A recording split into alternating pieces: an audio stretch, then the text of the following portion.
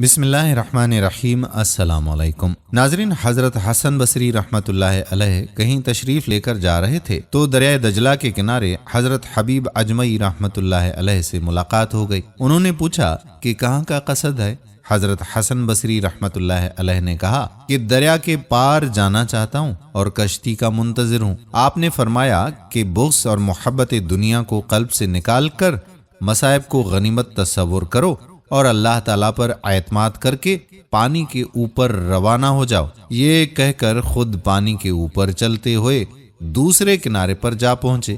یہ کیفیت دیکھ کر حضرت حسن بصری رحمۃ اللہ علیہ پر غشی طاری ہو گئی۔ ہوش میں آنے کے بعد جب لوگوں نے غشی کا سبب دریافت کیا تو فرمایا کہ حبیب کو علم میں نے سکھایا، لیکن اس وقت وہ مجھ کو نصیحت کر کے خود پانی کے اوپر روانہ ہو گئے، اور اس دہشت سے مجھ پر غشی طاری ہو گئی کہ جب روز محشر پل صراط پر چلنے کا حکم دیا جائے گا اور اگر میں اس وقت بھی محروم رہ گیا تو کیا کیفیت ہوگی۔ پھر آپ نے دوسری ملاقات میں حضرت حبیب سے پوچھا کہ تمہیں یہ مرتبہ کیسے حاصل ہوا؟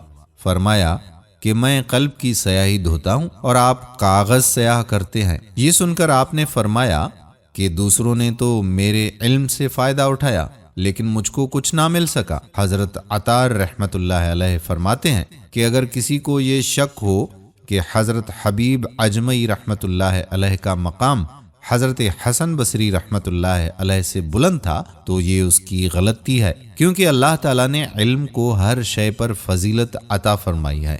اسی وجہ سے حضور اکرم صلی اللہ علیہ وآلہ وسلم نے خطاب کرتے ہوئے فرمایا کہ قل رب زدنی علما، اے نبی آپ کہیں کہ اے میرے رب میرے علم میں زیادتی عطا کر۔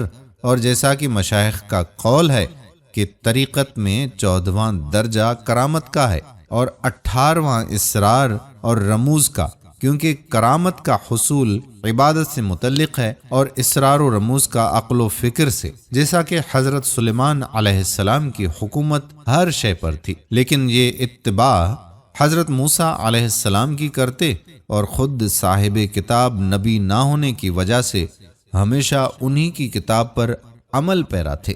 دوستو، یہ واقعہ تذکرۃ الاولیاء صفحہ نمبر 42 سے لیا گیا۔ امید کرتے ہیں کہ ہماری آج کی ویڈیو بھی آپ کو پسند ضرور آئی ہوگی اور اپنے دوست و احباب کے ساتھ اسے شیئر بھی ضرور کریں گے۔ آنے والی ویڈیو تک آپ کا اپنا میزبان قادر بخش کلہوڑو آپ سے اجازت چاہتا ہے۔ اپنی دعاؤں میں یاد رکھیے گا۔ اللہ نگہبان۔